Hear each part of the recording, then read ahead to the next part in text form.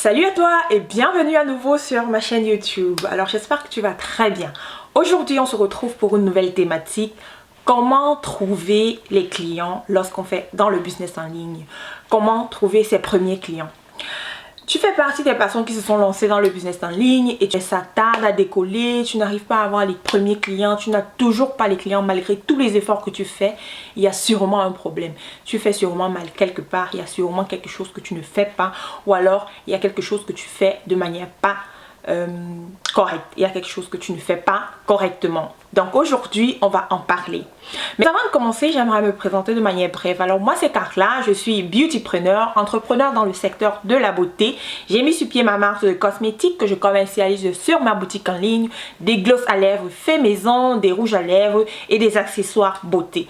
Donc si tu es intéressé par le commerce en ligne, par le business, ici je partage avec toi mes astuces concernant le business en ligne, concernant l'entrepreneuriat féminin, concernant l'entrepreneuriat en général. Je partage mon aventure entrepreneuriale, je partage des idées, des bons plans qui pourraient également intéresser toutes les personnes qui veulent se lancer dans le commerce en ligne, qui veulent entreprendre, qui veulent avoir une deuxième source de revenus. Donc si ces différentes thématiques évoquées t'intéressent, si ça te parle, alors tu es ici au bon endroit. Je t'invite déjà à t'abonner, à cliquer sur la cloche de notification pour ne rater aucune vidéo, les différentes vidéos que nous publions régulièrement. Et également j'ai un tout petit cadeau pour toi. Et bien vraiment c'est quelque chose de très simple mais de très riche. Il s'agit de quoi? J'ai mis sur pied un livret pratique.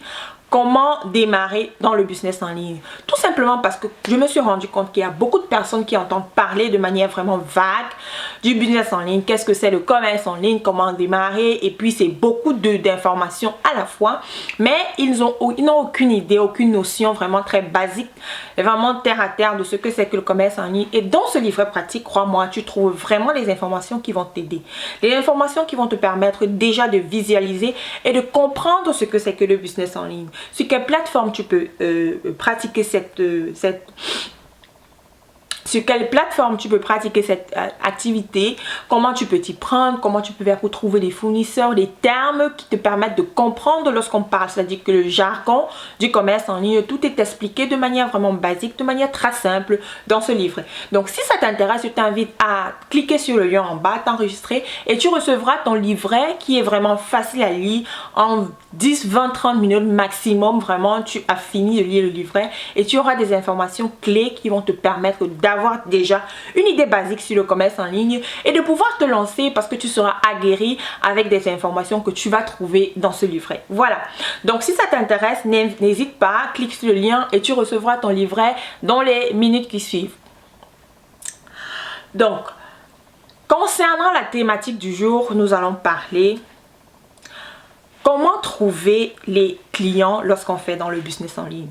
Je crois que c'est le problème que rencontre la majorité de personnes que moi également j'ai rencontré, que je continue de rencontrer parce qu'on veut bien évoluer. J'ai les premiers clients, j'ai les personnes qui achètent mes produits. J'aimerais avoir vraiment des centaines, de milliers de commandes. Voilà. Et toi, sûrement, tu te trouves à ce niveau où tu as lancé ton business en ligne, mais tu ne sais pas comment faire pour que les gens achètent tes produits. Tu ne sais pas comment faire pour que les gens achètent tes services. Tu te demandes comment faire pour avoir juste un client. Demande comment faire pour avoir 1, 2, 3 clients. Comment faire pour que les gens s'intéressent à ton produit, à ton service. Comment faire pour avoir des ventes. Alors aujourd'hui, je vais partager avec toi quelques astuces qui vont vraiment t'aider. Mais crois-moi, je ne vais pas te donner une formule magique parce que moi, je ne l'ai pas. Et je ne crois pas qu'il y ait quelqu'un qui a une formule magique comment faire pour avoir des clients. Voilà, il n'y a pas de formule magique, c'est tout simplement un processus, c'est tout simplement des règles à suivre. Et c'est beaucoup de travail, de la patience, de la motivation. La première chose que je vais partager avec toi ici, c'est d'avoir une présence constante en ligne. Je répète, présence constante en ligne. Ça veut dire quoi? Ça veut dire que tu as une page Facebook, voilà. Si tu as un site internet, voilà. Tu as une présence, tu as également un compte Instagram. Donc ce que tu vas faire, c'est que tu dois avoir une page Facebook professionnelle, c'est-à-dire que qui présente de manière claire, précise et simple ce que tu offres comme service, ce que tu offres comme produit. De quoi s'agit-il? Dans quelle niche tu es? Donc ça doit être vraiment très visible à première vue dès que quelqu'un clique sur ta page, qu'on sache exactement de quoi il s'agit, ce que tu fais. Si tu fais dans les coiffures, on doit voir vraiment les coiffures, les différents modèles que tu offres. Si tu fais dans la déco, c'est ça qu'on va voir. Première chose qu'on va voir la déco, on va voir les idées déco, ainsi de suite. Donc tu dois avoir une présence en ligne, tu dois avoir une première, c'est-à-dire que ta carte de visite, ça doit être cette page Facebook qui te donne vraiment une première idée de ce que tu proposes comme service. Ensuite, lorsque tu as cette page Facebook, il faut être très constant dans la publication. Donc ça veut dire quoi? Ça veut dire que tu dois essayer d'avoir une présence constante, faire des publications assez régulièrement, répondre aux messages et aux commentaires, c'est très important, ce que beaucoup de personnes ne font pas. Parce que lorsque tu veux bâtir une certaine communauté, une certaine confiance entre les personnes, entre tes prospects et toi, il faut qu'ils sentent qu'il y a quelqu'un derrière sa machine, c'est-à-dire qu'il y a quelqu'un derrière cette page. Ce n'est pas une page juste pour amuser la galerie, mais qu'il y a quelqu'un qui répond aux messages, il y a quelqu'un qui répond aux commentaires, il y a vraiment une présence physique, quelqu'un qui a de l'intérêt pour le prospect. Donc c'est important de faire des publications régulières liées à ta niche bien évidemment et rester vraiment dans le secteur des produits ou de la niche dans laquelle tu vends tes produits. Donc tu ne vas pas être dans la déco et faire des publications sur les chaussures, faire les publications sur le maquillage, faire les publications sur les vêtements. Au final, lorsque quelqu'un arrive sur ta page, on ne se retrouve pas. Là je parle ici vraiment lorsque tu es dans les débuts, tu dois rester concentré sur ta niche, faire les publications qui vont dans ce sens, répondre aux messages, répondre aux commentaires, essayer de créer et de mettre sur pied une certaine familiarité, une certaine confiance entre les prospects, ta communauté et toi. C'est très important. Donc comme j'ai dit, présence sur le net, faire des publications de manière régulière et surtout répondre aux commentaires et aux messages. La deuxième chose que je vais partager avec toi ici, la deuxième astuce que je vais partager avec toi, c'est de ne pas étouffer les clients avec les produits que tu vends. De ne pas étouffer les prospects ou alors de ne pas étouffer ta communauté avec les produits que tu vends. Parce que tu viens d'arriver sur le marché ou bien tu viens d'arriver sur Facebook ou alors tu viens de créer ta page Facebook.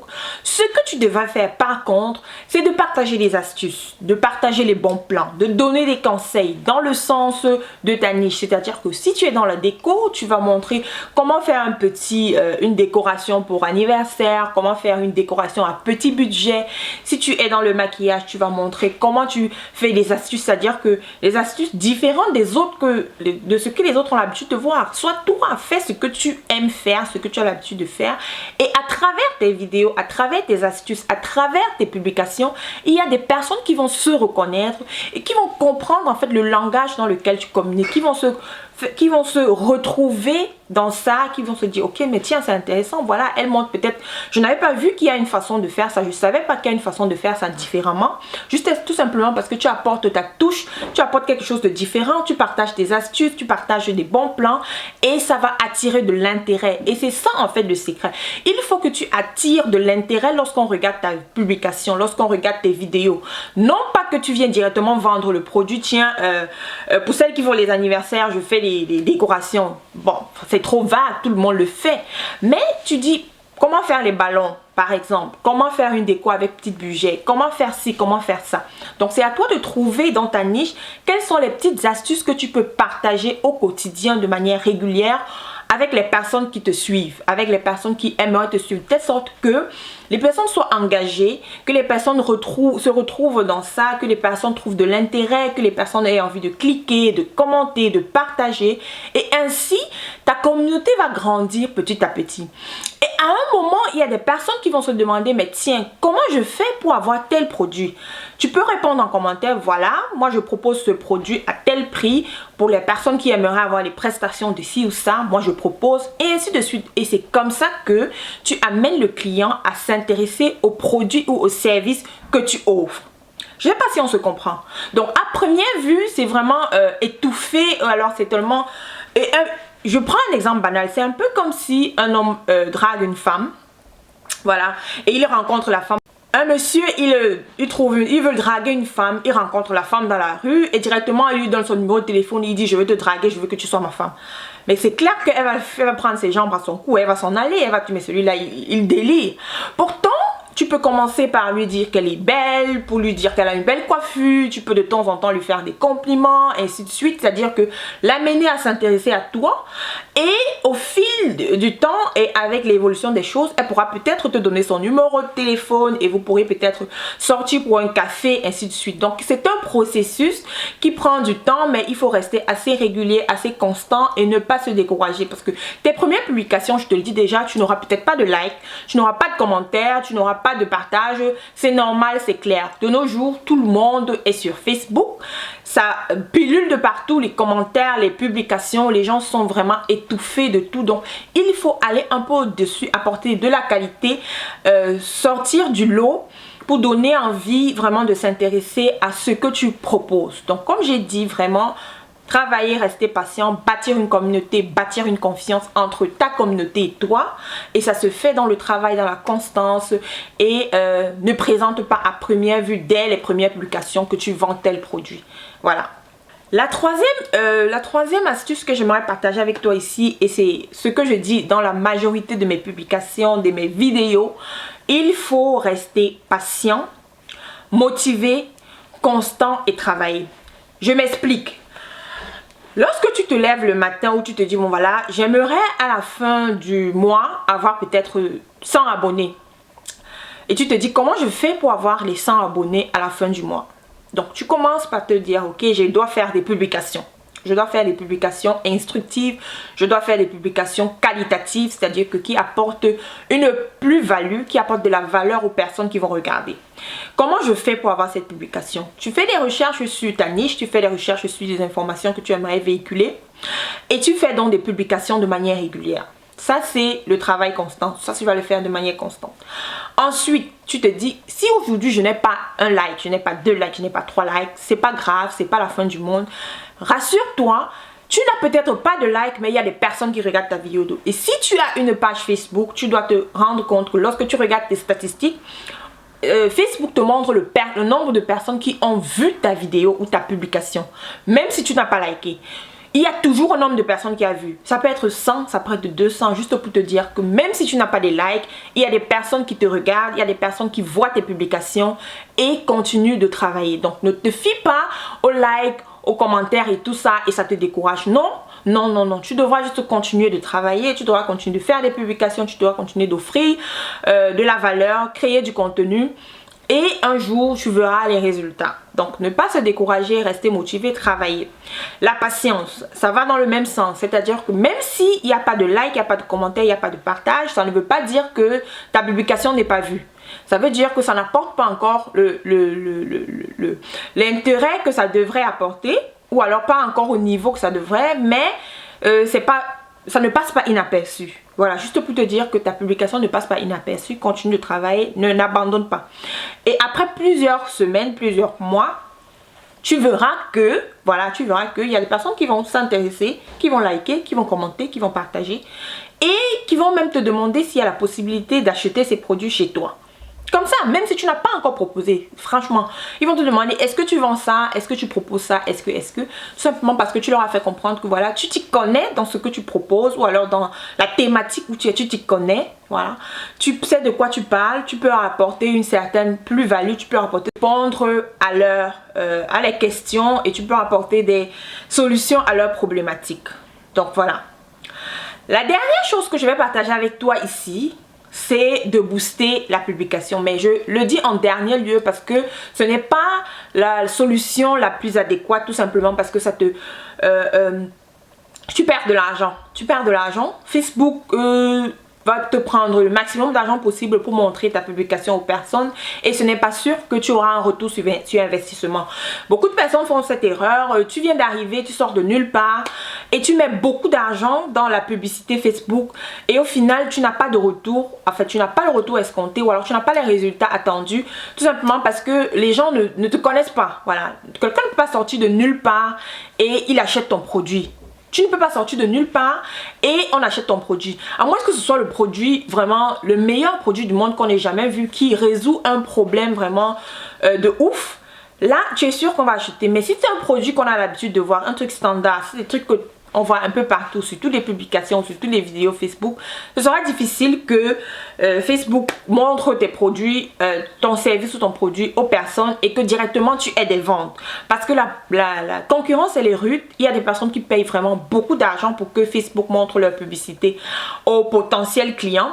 Et toi, si tu viens de commencer, je suppose que tu n'as pas un budget assez gros, assez large pour faire la publicité Facebook. Et malheureusement, tu vas te retrouver en train de nourrir Facebook, c'est-à-dire que tu vas augmenter son chiffre d'affaires et toi, tu n'auras pas de retour sur investissement. Donc, cette dernière solution, je ne la préconise pas trop pour les débutants. Je conseille de travailler tout simplement, d'être patient, de travailler, de faire vraiment les publications assez intéressantes, comme j'ai dit dans les 3 premières solutions.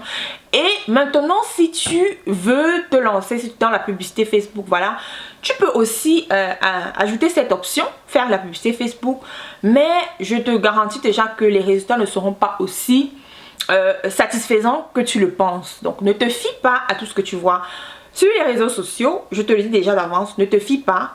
Tout ce qui brille n'est pas or, et tous les résultats que les gens présentent sur les réseaux sociaux, comme quoi avec la publicité Facebook j'ai pu faire 10 000 ventes et tout, il y a beaucoup de stratégies derrière et c'est ce que beaucoup de gens ne présentent pas toujours. Donc voilà, donc je suis arrivée au terme de cette vidéo. Je récapitule de manière vraiment brève. Donc la première chose, c'est d'avoir une présence sur les réseaux sociaux, présence constante et régulière. C'est d'offrir du contenu de qualité, d'apporter vraiment de la valeur aux personnes qui te suivent, parce que tu es dans l'optique de bâtir une communauté et ça se fait de manière régulière, de manière constante, d'apporter de la valeur, créer du contenu, répondre aux commentaires, répondre aux messages, poser des questions et vraiment attirer l'intérêt pour que les gens, pour que la communauté grandisse, pour que les gens donnent envie, les gens aient envie d'en savoir plus sur la thématique que tu proposes. Et par la suite, voilà, de demander si tu offres un service ou un produit qui va dans ce sens. Donc c'est un peu comme la meçon, elle n'a pas. Essayer d'attirer les gens pour avoir un peu plus de présence, pour avoir un peu plus de légitimité, on va dire ça, pour avoir un peu plus de légitimité, et pour que les gens se sentent en confiance lorsqu'ils veulent acheter quelque chose chez toi, qui s'approuve. Voilà, c'est quelqu'un, c'est pas un robot, c'est pas une page qui ne sert, qui juste là pour vendre. C'est quelqu'un avec qui tu peux communiquer, avec qui tu peux échanger et qui apporte des réponses, qui apporte des solutions aux problèmes posés.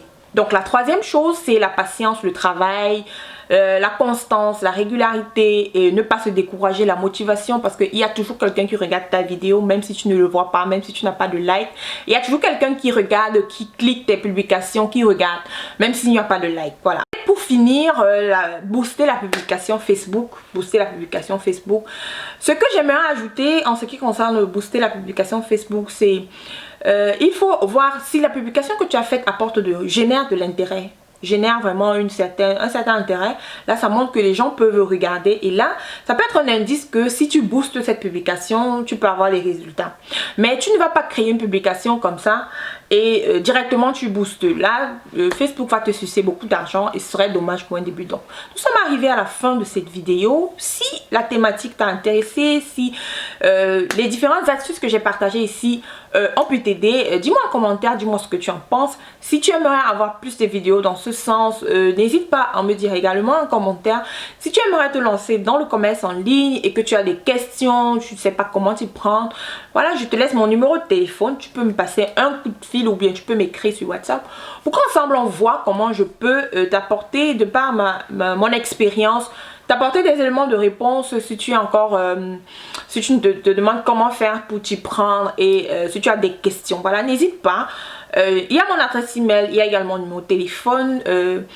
N'hésite pas à me contacter et on verra ensemble comment on pourra t'aider, te soutenir dans ce sens. Donc, on se retrouve très prochainement pour une autre vidéo dans le sens de l'entrepreneuriat, le commerce en ligne. J'espère que d'ici là, vous vous porterez bien. Je vous souhaite de très bonnes choses et on se dit à la prochaine pour une autre vidéo. Ciao!